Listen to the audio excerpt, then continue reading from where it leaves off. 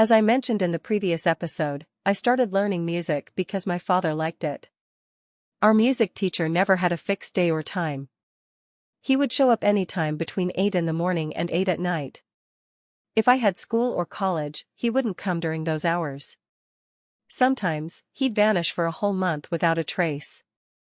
But if he was in town, he'd usually show up every day. Since we never knew when he would come, I couldn't go anywhere. If I wasn't at home when he came, he would yell at whoever was in the house, and the next day, I'd be the one to get scolded. He used to take his monthly salary in 3 parts, once every 10 days. Some months, he wouldn't take any salary at all. If I wasn't home when he came, he would just mark a tick in his diary and leave. That's why my mother never let me go anywhere. Even when my younger sister or little cousin went to the movies, I couldn't go. After I joined my degree course, one day, after a lesson, the master showed me a letter and said, "I'm going to Kerala the day after tomorrow, look how many concerts there are." The letter was in English. I read it and asked cautiously, "But, master, what about the 4 concerts before this? Are they at another place?" Surprised, he said, "Before what? The concerts start from this date, don't they?" I said, "No, master, look here, there are dates before that too." Maybe he didn't believe me. "Is your father home?" "If he is, call him," he said. I immediately called my father. Along with me, even he began shouting, "Shastrigaru! Shastrigaru," until the master came.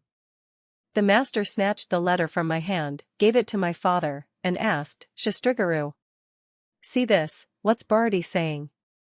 My father read the letter and confirmed, "What Bharati said is correct, master." That was it.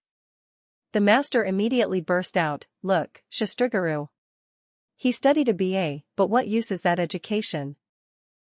Look how he read the letter. Thank God it's our Bharati, such accuracy." He scolded the person who originally read the letter and rode away on his bicycle. From that day on, I began handling the master's correspondence. I bought some postcards and inland letters, and whenever replies came or he needed to send letters, he'd dictate to me. At that time, he frequently had back-to-back concerts in Kerala.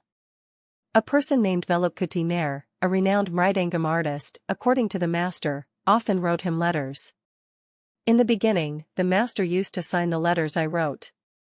After a while, he told me how to respond and even asked me to sign on his behalf. Since the post office next door was an all-women's post office, he eventually began asking me to buy the letters and mail them too.